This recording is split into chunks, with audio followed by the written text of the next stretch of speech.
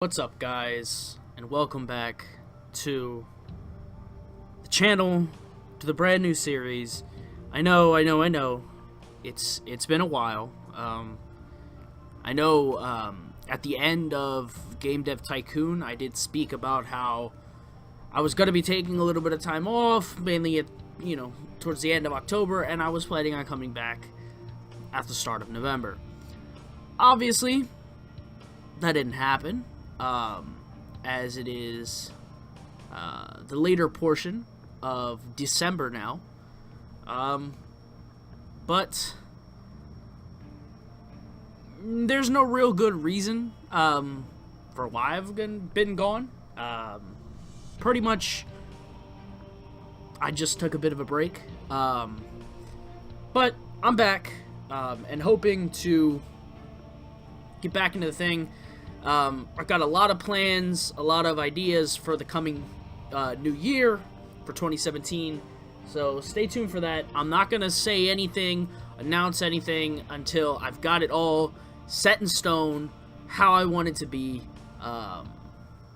So for now, I figured I might as well get back into the groove of things, and it took me a while thinking about what game to do coming in. And obviously, all you know what the game is that we're playing right now.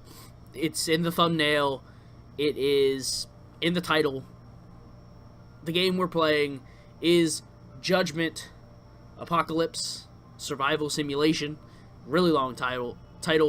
Obviously, in the title section, I just put Judgment Apocalypse because I don't think you really need to put Survival Simulation in there. It's just a little bit too much, I think. But nevertheless, yeah, it's a game that came out on Steam early access a bit ago, a couple months ago, and I picked it up near the time when it came out on early access.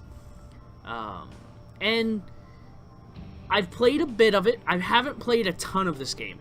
I played, probably, if I had to guess, like four hours or so of this game, so I don't know how much depth that is in the overall thing. I know a lot of things have changed since the last time I played, which when I first played was like right when it came out on early access, so it was very incomplete. Obviously, you can see from the bottom here, the game is still in the alpha stages, but we started playing Pro Gamer Manager back when that was in beta, and that was the best time of the game. Then they released it. Obviously, if you guys follow that game at all, you know the catastrophe that it has been since it's released, and really how kind of sad and upsetting it is since its release. And I'm gonna take a little bit of time here to kind of talk about it, so if you want to skip ahead a little bit to the actual gameplay. I know some of you guys are gonna be a little bit peed off because I'm not playing the game. I know, we're gonna get to it soon, don't worry, we're gonna get to it. But yeah, you know what, we'll get started and we'll go ahead and talk about it a little bit. So as you can see, a couple difficulties here. We have casual. Almost all aspects of the game are much easier for those seeking a more relaxed experience. Now, obviously, if you guys have seen me play games on this channel, you know I'm bad at games. I'm not very good at games. I wouldn't choose this one because I'm not a fan of, like, playing really low level stuff. So I think we're going to go for Forgiving, which is reduced survivor needs, survivors work, faster, weaker enemies, and less frequent attacks, more players, for players who don't enjoy games that are very hard. Challenging, I feel like, is the hard difficulty. This is normal and this is easy, so I figure we'll just go with the normal difficulty. It's in the middle, shouldn't be too bad. We'll just go ahead and random a seed a little bit. Boop, there you go, that's the seed we're going to pick. And we're going to go ahead and start. As you can see here, We have our 3 people. We have Grace, Jan, and Brad. So let's take a look at Grace. So Grace, we can customize her. We can change her name. We can randomize her. Which one's a Grace? That's not a Grace.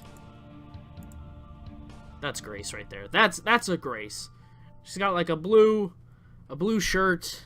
Looks like some overalls and some shoes. Green shoes. So, there you go. You got Grace. Grace is a fighter. She is a brute, which means she gets plus 15% damage.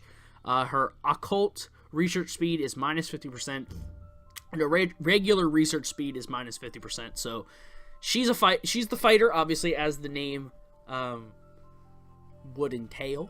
But she's not someone who we're going to use for research. She's definitely going to be the kind of person we probably send out on expeditions. So obviously, if you guys have never heard of this game before, just a fair warning before we get right into it. Obviously, I know this is 6 minutes into the video, so it's not really before we get into it. But before we really get started in the actual gameplay, if you at all are like squeamish with demons, and kind of the occult and things like that, this is probably not the series for you. I consider this game the kick-ass demon version of Rimworld, okay? That's the best way I could kind of let you know about this game going into it, right? It's Rimworld. You got you got a group of people, survivors. You have to help them survive. You build like a colony.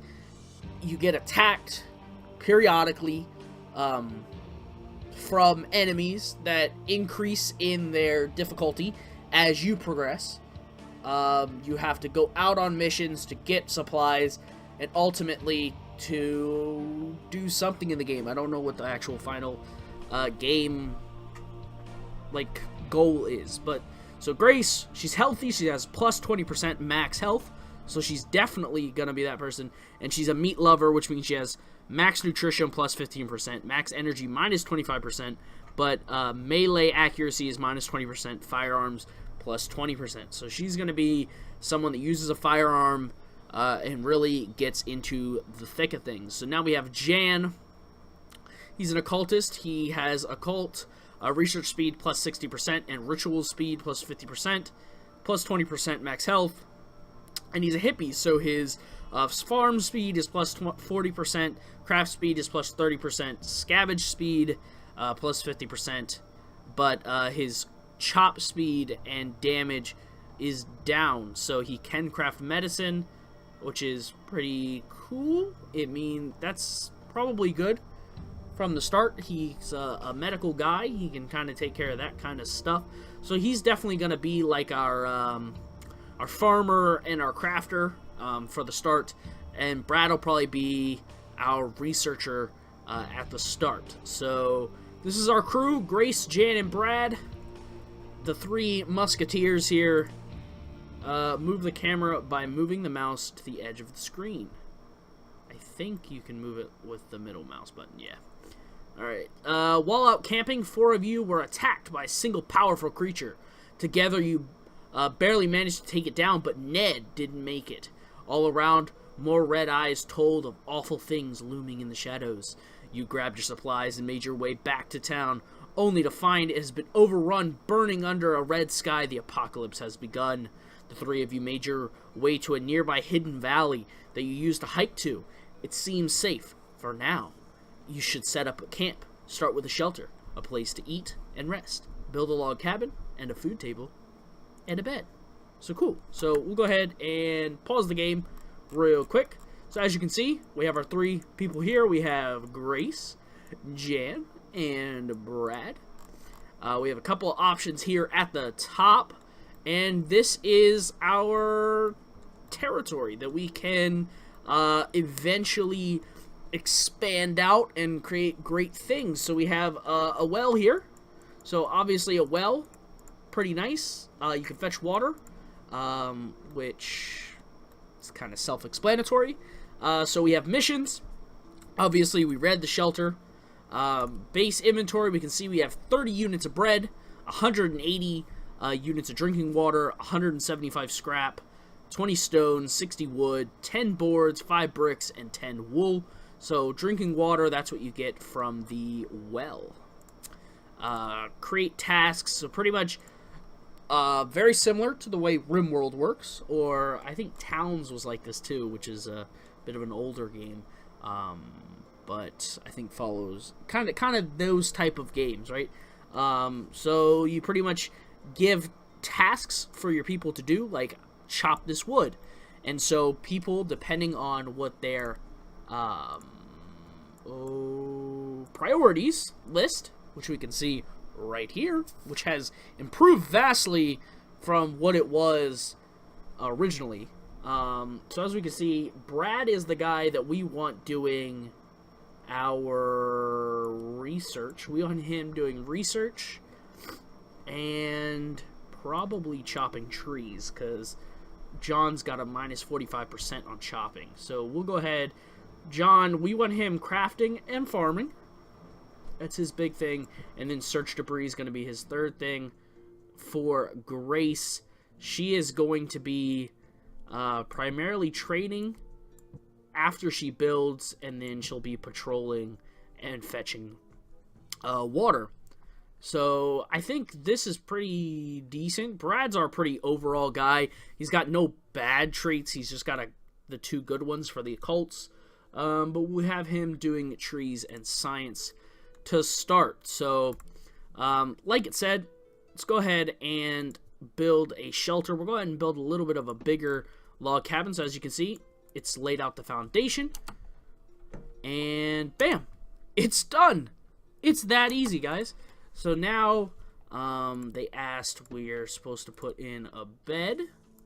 So that's important. We're going to go ahead and get a second log cabin in here. And this log cabin we're going to use for the experiments table. We're going to go ahead and put the food table in the main hut. Learning to farm. So pretty much we're going to be building a... Not building a farm, sorry. We have to research a farm. So the research table, we're going to this episode is mainly going to be going through all the items. So obviously, as you can see, we have little beakers that get created from Jan here at the research station. And you have the different research items. So you have farming, which is what we're going to go for, which lets us build a vegetable farm, which we're going to get right now. Bam! So food source, build 2 vegetable farms. So we need wood. Well, we need to set up a task to chop wood. I think Brad's the one I had researching, right? Yeah, Brad's the research guy. So we want that Brad on research, which is good.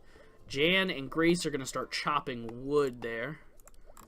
And we're going to have them chop that wood and then come down and kind of clean this up. We want to kind of build probably the farms near this well down here, because I think the well is going to be good for that. And the workbench full of simple tools can be used to create basic stuff. An occult library, an experiment bench, which we already have. We have the food bench, which is where they get their food from. And yeah, so pretty much that is probably going to do it for this first episode. Not a lot's happened. As you can see, we can see the amount of food we have, drinking water, scraps, how many research files we have, occult research as well. And this is kind of new to, at least since I last played this game. It's enemy awareness, so it's the enemy awareness of your colony determines how often and how strong enemy raids will be. Awareness increases over time. Larger populations cause awareness to increase faster. Other factors can affect awareness levels, such as research, buildings, rituals, and missions. So, as we can see right now, we're currently going up 3% a day, which is whatever. So we have the crafting menu, which obviously we can see we can build a club and a bow for weapons. We can build salads, which we have on automation. So as soon as we get 3 vegetables, instantly it pumps out a salad. We can build Molotovs, scraps, and arrows. So obviously we want to get some vegetable farms down here. We're going to need some stones as well. So let's go ahead and quarry those stones. And this will probably be where we leave it off for the episode. Once we finish this, we'll go ahead and have Grace go ahead and get the last wood that we need for this second vegetable farm, which then we'll place right next to the other vegetable farm. And that's going to be that. So I hope you guys have enjoyed this first part.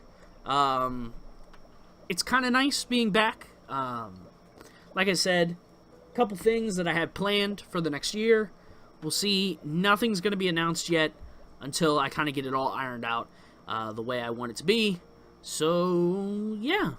Thanks for watching, guys. I hope you enjoyed it. Please hit the like button if you haven't already. And if you enjoyed the content, please make sure to hit the subscribe button. And I'll see you guys in the next episode.